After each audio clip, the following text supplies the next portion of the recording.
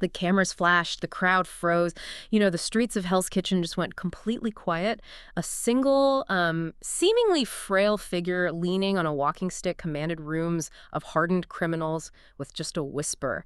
And just like that, Hollywood had an icon of quiet menace. Oh, absolutely. Which brings us to the headline that inspired this deep dive today. And the headline is, "Today, Marvel fans are mourning the loss of a beloved MCU star." Yeah, that headline genuinely stopped the internet in its tracks when it dropped. Welcome to Starscape Report. Join Jordan and Jamie as they uncover Hollywood drama, music industry shakeups, and viral influencer scandals. From red carpet surprises to social media controversies, we dive deep into the stories behind the fame. And today we're taking a really deep dive into the life, the secret off-screen controversies, and the lasting legacy of veteran actress Wai Ching Ho, who recently passed away at 82. Right, and it's a story that has so many layers to it. It really does. We're pulling from a bunch of different sources for you today. Yeah. Places like Variety, Hindustan Times, CNA Lifestyle, and some pretty viral Reddit threads, because we want to separate the myth of her terrifying characters from the reality of the woman herself. And, the reality actually provides this really profound contrast to the myth.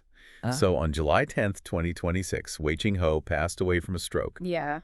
And it was just this incredibly quiet end for an artist who, she commanded so much physical and psychological space on screen. She really took over every scene she was in. Exactly. And the news of her passing didn't even filter out through the standard, highly orchestrated Hollywood PR machine. It was actually broken to the world on July 11th by her Daredevil co-star, Peter Shinkota, who played Nobu. And the moment he posted that tribute, the reaction online was just immediate and so visceral. Oh, total. Because we're talking about a performer whose portrayal of Madame Gao across the MCU, specifically, anchoring the criminal underworlds of Daredevil, Iron Fist, and the Defenders, is just legendary at this point. It really is. She was iconic. Right. And reading through these viral Reddit threads today, you see fans reacting with genuine awe. Like one user summed it up perfectly, writing, "That lady was creepy and scary as hell in the show." Yeah, she terrified people. She did. The fan base was so captivated by this mystery she projected that they spent years, literally years, crafting these massive theories about her true identity. Right, because they couldn't just accept she was a normal person. Exactly. They were digging deep into obscure comic book lore, completely convinced she was actually this mythical, immortal entity known as the Crane Mother, Right. or some ancient emissary from the magical city of Kunzi. Which is such a fascinating phenomenon when you think about it. When a character operates with that level of unspoken authority, the audience just naturally assumes they have to possess some sort of supernatural backing. Yeah, like there has to be a magical reason she's this powerful. Right? Fans needed a framework to understand her power. Because while all these other villains were getting physically beaten down or, dramatically written out of the narrative, Madame Gao just outsmarted everyone. She was always 10 steps ahead. Exactly. She survived almost every nemesis in the franchise. She presented herself as this kind, maybe even vulnerable elderly woman, but she was secretly a heroin-dealing crime lord and one of the 5 founding leaders of the Hand. It's crazy. I was actually rewatching some of her scenes to prepare for this, just trying to figure out how she managed to be so intimidating. And what did you notice? Well, it almost feels like she was using the hero's own size and aggression against them, like verbal aikido. Oh, that's a great way to put it. Verbal aikido. Yeah. She didn't need to shout, and she didn't throw any punches. She just sat perfectly still, maybe leaning slightly on her cane, and acted like a black hole. She just absorbed all the energy, all the oxygen, and all the fear in the room. From a performance standpoint, how does an actor with, honestly, relatively little dialogue completely dominate a scene against these massive superhero personalities? I think it really comes down to the mechanics of stillness. In Western media, villains are traditionally portrayed through bombast. They yell, they blow things up, they give these sweeping monologues to show how dominant they are. Yeah, the classic supervillain speech. Right. But Wai Ching Ho flipped that entirely. She brought this quiet, lived-in dignity to the role. She really demonstrated an understanding that true systemic power never actually has to raise its voice. Wow, yeah.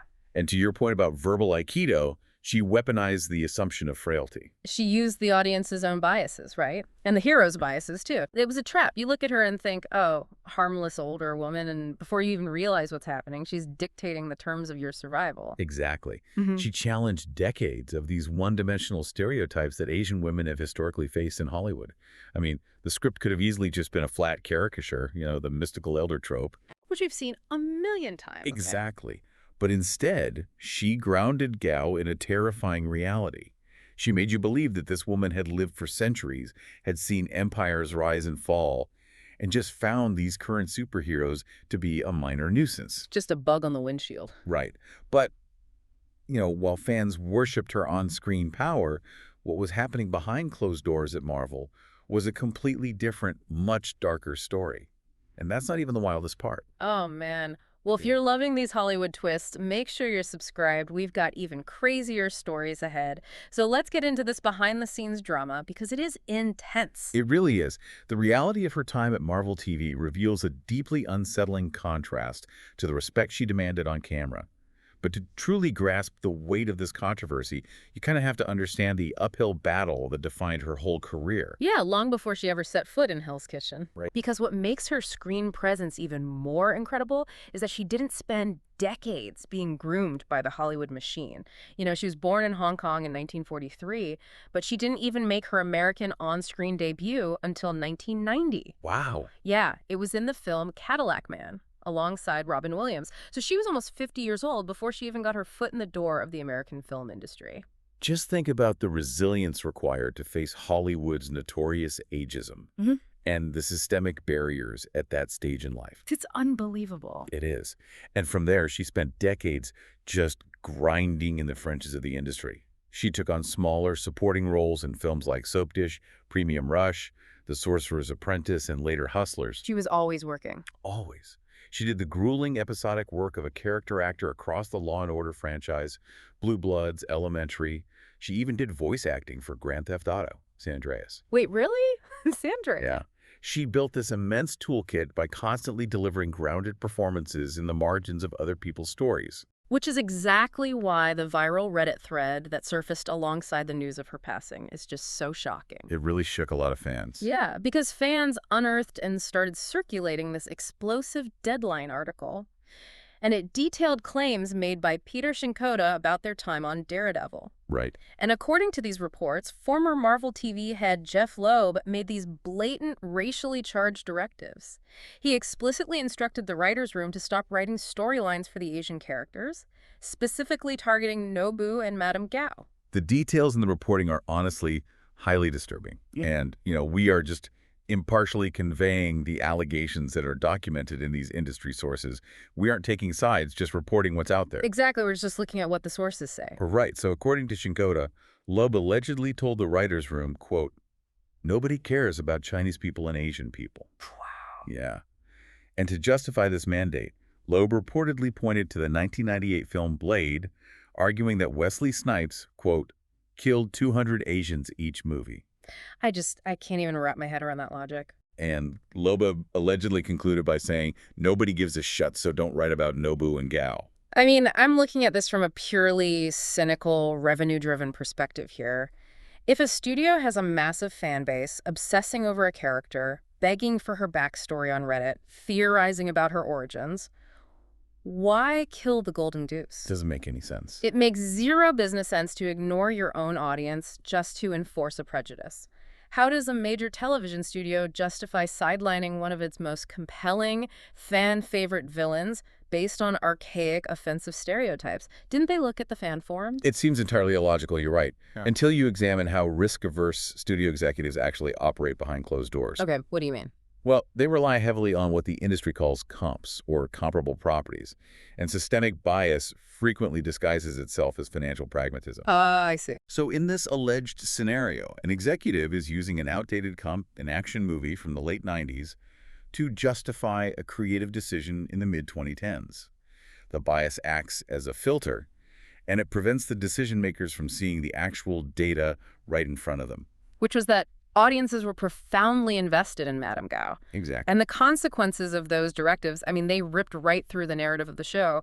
Gao's storyline, which was arguably the most compelling mystery they had built, was just inexplicably dropped. Completely abandoned. Yeah.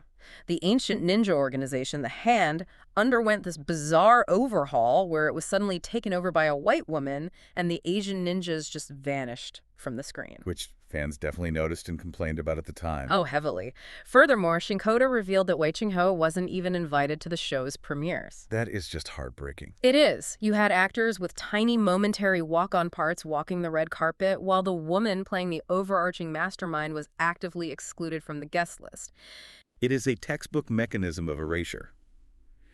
You have this massive disconnect between the writers who initially built the character, the actors pouring their souls into the performance on set, and then the executives issuing mandates from the top. It creates such a toxic environment. It does, but synthesizing this controversy with Wai Ching Ho's broader career actually reframes her legacy in a massive way. Because it reveals the invisible weight she was carrying in every single scene. Precisely. She wasn't just hitting her marks and reciting dialogue, she was delivering a masterclass within a system that, according to these reports, was actively trying to diminish her presence. Right. The fact that she commanded the audience's attention so fiercely that executive mandates couldn't erase her impact, that is a testament to her undeniable talent. The executives allegedly told the writers to ignore her, and yet she still stole the entire show. She essentially built a masterpiece out of the scraps they tried to leave her with. I mean, she may have faced locked doors and disrespect in Hollywood, but wait till you hear how she reigned supreme on the stage and left an unexpected, heartwarming legacy for the next generation. Yeah, because her Hollywood struggles are only a fraction of her story. Mm-hmm. Limiting her legacy to the Marvel controversy or solely to her portrayal of a heroin-dealing crime lord really obscures the immense artistic footprint she left elsewhere. It is wild to me when you look at the reality of who she was on set. The woman playing this terrifying, cold-blooded mastermind was off-camera acting as the cast's unofficial caretaker. Oh, she was so beloved. She was telling her younger co-stars to eat raw ginger to stay healthy. You watch her on screen and assume she must have a heart of ice, but by all accounts, she was the warmest person in the room. It's like finding out Darth Vader baked cookies for the stormtroopers on weekends. That's a perfect analogy. And, it's always the sweetest, most generous people who makes the best villains. Why is that? Well, to play a villain that cold, you actually have to understand human vulnerability inside and out. It requires an immense well of empathy to build a monster that feels real. And Wai Ching Ho honed that empathy on the stage. Right, her theater background? Exactly. Her career in New York's off-Broadway theater scene was formidable. She was a foundational pillar at NATGO, the National Asian American Theater Company. Oh, wow. Yeah, she didn't just take small parts. She anchored major complex productions like Snow and Midsummer at the Classic Stage Company and Endlings at the New York Theater Workshop. And the stamina required for stage acting is grueling. We definitely have to highlight her work in Henry VI. We really do. Well into her late 70s, she took on a lead role in NATGO's two-part adaptation of Shakespeare's Henry VI. In her late 70s? That's incredible. Yes. Her peers and critics literally likened her performance to a female King Lear. Consider the sheer physical and mental endurance required to execute a Shakespearean lead spanning two parts. Oh, I can't even imagine. The vocal projection, the memorization of complex archaic text, the emotional toll of carrying a live audience for hours. Doing that in your late 70s requires a masterclass level of artistic conditioning. Which explains exactly how she neutralized those superheroes on television. She was classically trained to hold a stage, meaning holding a camera frame was just second nature to her. Exactly. And she maintained that creative momentum right up to the end. I mean, aside from Marvel, she voiced Grandma Wu in Pixar's Oscar-nominated film Turning Red in 2022. Such a great movie. So good. And she brought her comedic timing to shows like Awkwafina is Nora from Queens, Only Murders in the Building, and Fresh Off the Boat. According to the sources, she was even working in post-production on a short film called Here and Again when she passed. She just never stopped working. And as she was constantly creating, she was simultaneously nurturing the community around her. The tributes pouring in from her co-stars offer this really moving portrait of the reality behind the Madame Gao persona. They really do. Peter Shinkoda, who broke the news, wrote, quote, "I won't ever forget you. I know wisdom. I'd hang on your every word." You see that exact same sentiment from Perry Young, who played her husband in the indie film High Resolution. He shared these vivid memories of their frequent dim sum outings. I loved reading about that. Yeah, it really painted a picture of the grueling reality of indie filmmaking and how her warmth functioned as a survival mechanism for the cast. He called her a compassionate artist who lifted every production. But perhaps the most illuminating insight came from her theater collaborator, Mihira Kakar. They actually shared a dressing room during the demanding run of Henry VI. Oh, to be a fly on the wall in that dressing room. Right. Kakar described Wai Ching Ho as warm, funny, joyful, and relentlessly positive. She specifically noted that Ho absolutely refused to speak ill of anyone. Which is practically a superpower in the high-stress environment of professional theater. Honestly. And that is where the famous ginger advice comes in. Ah, yes, I'm not- ginger. Yes. Kakar recalled Ho instructing them, eat 2 slices of raw ginger every day and you won't get sick. I might actually have to start doing that. Right. But beyond the health remedies, Kakar articulated something deeply structural about Ho's impact. She wrote, "For those of us who did not have a lot of role models and mentors in the industry, Wei was a pillar." Wow. If you look at the entire scope of her life, Wai Ching Ho wasn't just an actress. She was acting as foundational architecture for an entire community. She provided a template for younger Asian actors stepping into an industry that frequently marginalized them. Yeah.